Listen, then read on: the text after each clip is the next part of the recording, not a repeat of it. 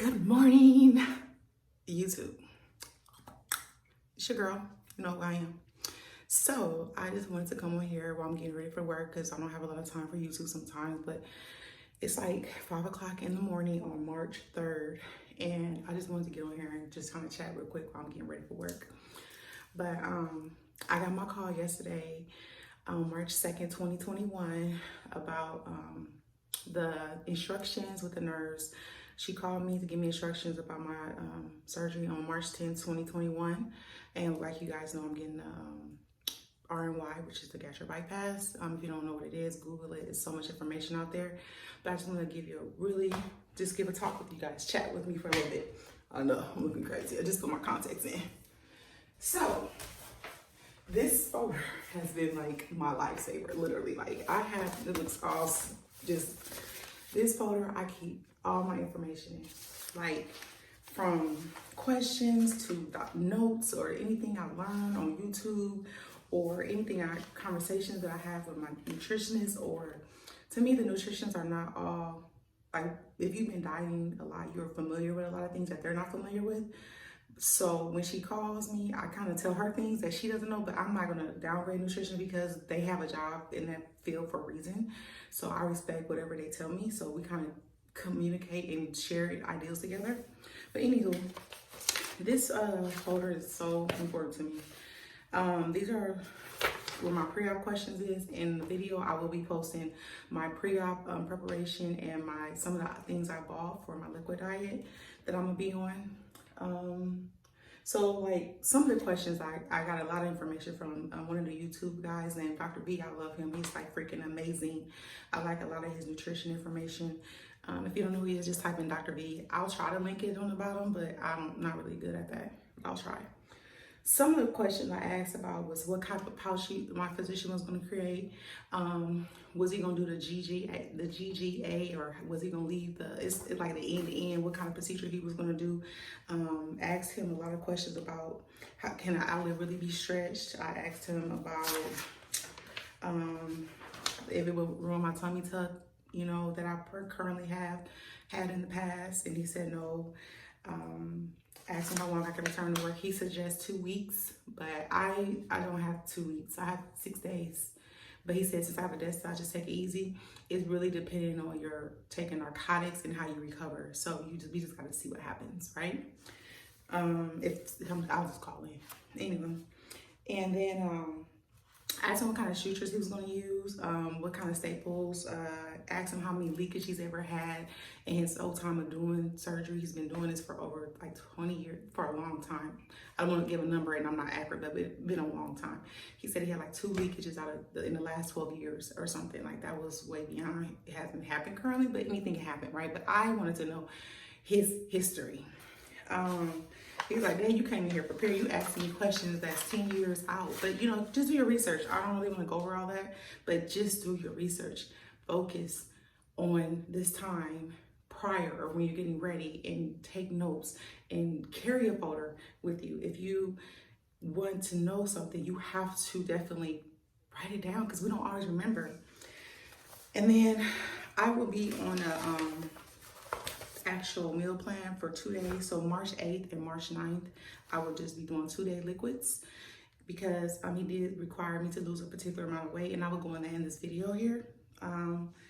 So for my meal plan, I will be doing for breakfast like basically 4 proteins, and for breakfast I'll do a high protein meal plan, lunch meal protein and broth, and protein and broth, and all the water I want, of course.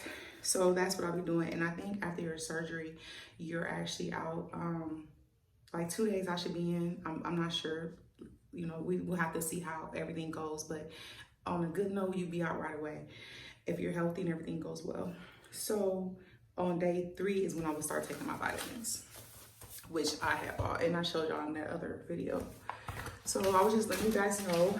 And there's some things that I actually, like this is my Awsum, this is my notepad. Like, these are all the questions I wanted to ask because of all the research I've been doing with these physicians on YouTube.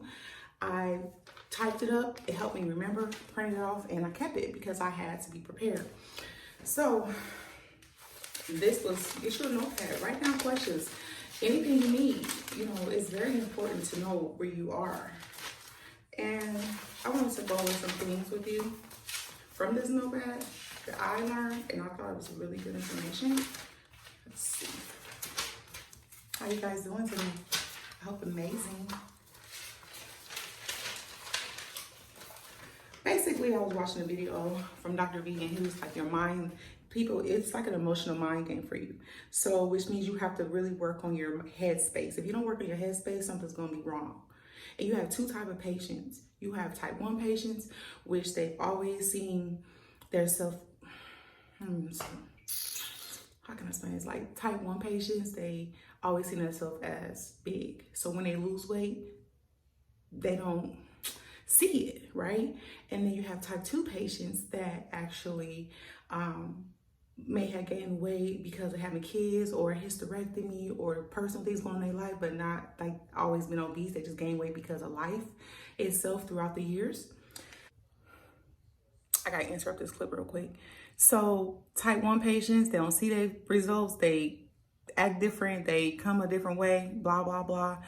Type 2 patients, they've seen it before, they've seen the collarbone, they've seen skinny before, they've seen lower weight before. It's just some things happen in life and that makes them different. And a lot of physicians treat both patients the same, and they're not the same. Patients, like you have to know your patients. So you have to treat each patient differently because they're not the same patient. So a lot of physicians do treat type 1 and type 2 the same, and they're not. Type 1 needs a little bit more work on mental headspace. Type 2, they need help too. We're not saying we don't, but we all need help, but you have to be at the right mind space and do your research. And in the process of going through this journey, don't question it. Don't like people say, put the scale away when you hit your stalls. You know, we've been hitting stalls. It's not about the stalls no more. We already hit stalls. That's why we did this. We was hitting stalls before this. So fuck the stalls. Count the progress. And I ain't even got it yet. And I'm talking on this. And now let's talk about it later on. Okay? I'm probably gonna be different later, but this is how I feel right now. So type 1 patients, they really need to start on doing the mind work from the beginning before you start going to something like this, because I have people that I work with that have had this procedure or VSG or whatever they had, and they lost 60 pounds, but they don't even they don't say that they lost it. They don't see it. And they're constantly like hard on themselves. Like, look, you should be proud of yourself. Like, I can't say that now because I haven't had it, but before they even got it, they always was at a different mind space in the beginning. So, you know, it's just, it can change people mentally. It could change us physically. It could change us all around emotionally, which goes with the mental. So definitely do the work. Be at the right mindset. People say something about a pouch reset, and the physician was like, that is BS. You cannot reset your mind by doing liquids again. A mindset is meditation. Sit down, take a piece of mind. This is for type 1 patients, like they always see themselves at a different place, even though they lost the weight. Find yourself, take a time, journal. He said type 1 patients tend to be harder on themselves because they don't know how to, they're so focused on losing this weight. Stop concentrating on that. Concentrate on other things. When you start concentrating on what got us here, then we're gonna be at a different place. So it's all about here. Once again, boom. So, you know, I'll talk more about this later, but like I said, I have to get ready for work. But dream big. And so I had created an Instagram, a new account for just my journey. And I was thinking about doing like blogging it a little bit more on a new account. And I made it public, and because I was trying to get more insights and views and just see where it goes in the future. Because like I said, this is not posted. These videos will be posted after I've already did it. But I was really so bad because my sister found it, and she was like, oh, I didn't even know. Because you know, they do the suggestion box. That was annoying. So that they did with suggestion box, I thought I was doing something by making a new name, which is kind of similar to my other name, but not so much, but it was. And she's like, did somebody create a fake account on you? Because I didn't, why you haven't said it? I was like, I don't know. And I was like, I'm so sorry you found out this way. I just was ready. I wasn't ready to talk about it yet because I didn't really share it with a lot of people. And I don't know where where I'm looking, but y'all follow my eyes. Let me see. So anyway, it's fine.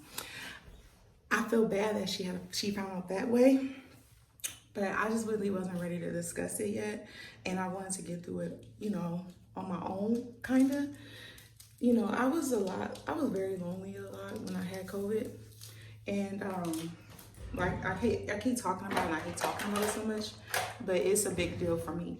And so being that I was so lonely for a while, I kind of just don't like burden people with things, and I've been dealing with things with my family, my siblings, and you know, and my parents, and I just kind of just didn't really have a lot of time. So if anyone sees this and you know you feel a way as to why I never told you, it was because I was going through my own thing, as we all are in our life. And you know, I love you, and thank you for continuing to support me. If you love me, I know you love me because I still talk to you. So at the end of the day, it's just something I just didn't want to hear about. But in this video, it will be more about my pre-op diet and my things I bought, on my liquid diet. And I just want to get on here really quick. I gotta get ready for work, and I just want to check in with y'all. Yes, I'm going to work.